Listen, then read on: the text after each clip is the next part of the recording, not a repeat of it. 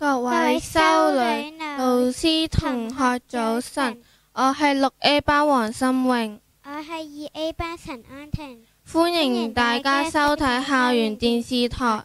請各位同學起立，我哋而家一齊祈禱。今個月係煉靈月，讓我們特別為已去世的親友及煉獄的靈魂祈禱，希望佢哋能早日到達天國，永遠與天主一齊。請同學打開祈禱手冊第14頁，為亡者祈禱2。因父及子及聖神之名，阿們。慈愛的天父，你以永恆的愛愛護了我們，求你廣施慈恩，賞賜已去世的人能安然跨越死亡，享永獲的福樂，阿們。瑪利亞，我們的在佑，請為我們祈禱，因父及子及聖神之名，阿們。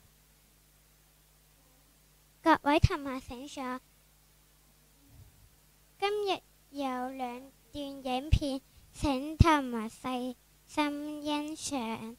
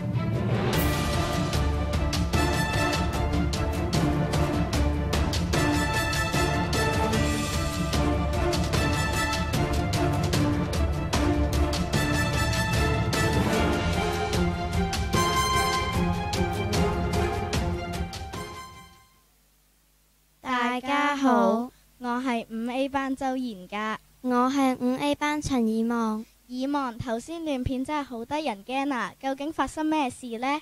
頭先我哋喺片段裏面見到嘅係海嘯。中國最早喺漢朝就已經有對海嘯嘅記錄，喺中國古書記載嘅海日、海嘯等都係指海嘯。咁咩係海嘯呢？海嘯係由海底地震、火山爆發或者海底滑坡引起嘅巨大海浪，佢嘅速度比飛機仲快，能橫跨整個海洋。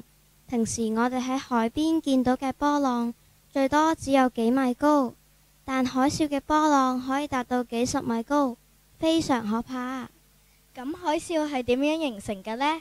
我哋而家一齊睇下以下嘅片段就會清楚㗎啦。海嘯係海水劇烈波動引起嘅海浪，大多數由海底地震觸發，亦都可能係源於海底滑坡、火山爆發或者天體撞擊而引發嘅一系列波浪。不過唔係所有海底地震都引發到海嘯，海底地震需要震幅強度足以令大面積嘅海床上下移動，先會產生海嘯。大部分具破壞力嘅海嘯都係由位於俯衝帶嘅淺層地震所造成。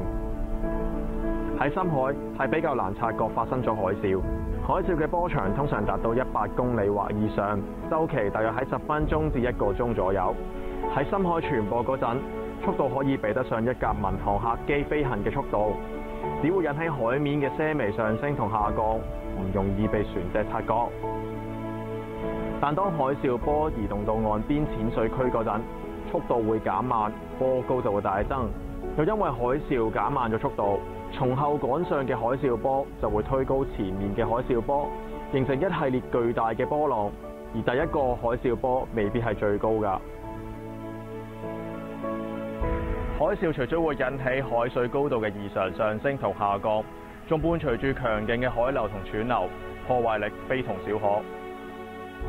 太平洋係全球最多海嘯發生嘅地方，不過由於有菲律賓同台灣作為屏障，喺太平洋產生嘅海嘯只有少部分能量可以進入到南海，所以香港受顯著海嘯影響嘅機會唔大。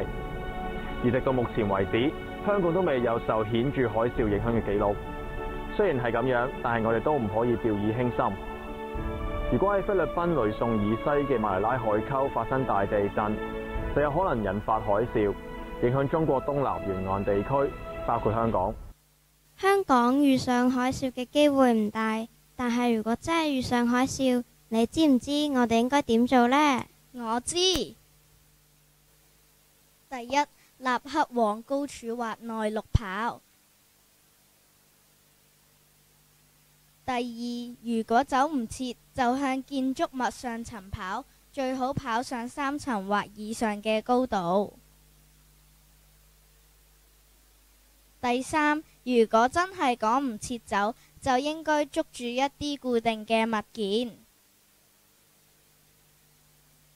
最後記住，海嘯襲擊可能持續幾個鐘頭，喺政府解除警報之前，唔可以鬆懈，留喺安全嘅地方。我哋今日嘅分享就到呢度結束啦，拜拜。